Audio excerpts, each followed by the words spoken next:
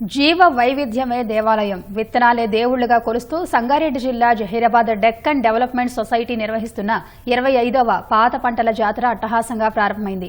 న్యాల్కల్ మండలం వడ్డీలో సంక్రాంతి పండుగ రోజు చిరుధాన్యాల జాతర ఉత్సవాన్ని ఐసీఏఆర్ డైరెక్టర్ షేక్ ఎన్ మీరా ప్రారంభించారు.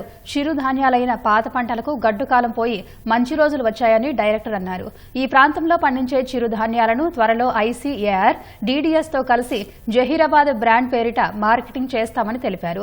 అనంతరం చిరుధాన్యాలతో అలంకరించిన ఎడ్ల బండ్లకు ప్రత్యేక పూజలు చేసి భాజా భజంత్రీలతో ఊరేగింపు నిర్వహించారు.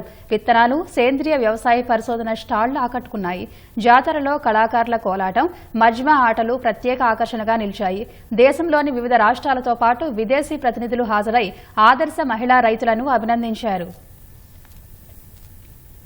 చిరుధాన్యాలు పాత పంటలకి గడ్డు రోజులు పోయి మంచి రోజులు వచ్చినాయి అని అనుకోవటానికి మనకి కళ్ళ ముందు వచ్చిన ఒక పెద్ద ఉదాహరణ ఏంటంటే మన సంఘం ఎవరైతే 5,000 మహిళా రైతులతో 70 గ్రామాలతో మొదలైందో, ఎవరు ఒప్పుకున్నా ఒప్పుకోకపోయినా ఐక్యరాజ్య సమితి 2023ని ఇంటర్నేషనల్ ఇయర్ ఆఫ్ మిల్లెట్స్ గా చేయటంలో ఎవరైనా ఒక ముఖ్య పాత్ర ఎవరైనా వహించారు అంటే మన 5,000 మంది రైతులు. ఎందుకంటే అంతర్జాతీయ చిరుధాన్యాల సంవత్సరం లాగా గడిపిన తర్వాత మాత్రమే దాదాపుగా ఇంటర్నేషనల్ గా గాని, దేశీయ స్థాయిలో గాని, రాష్ట్ర స్థాయిలో గాని జనాలందరూ ఏంటంటే చిరుధాన్యాల గురించి మాట్లాడటం జరిగింది.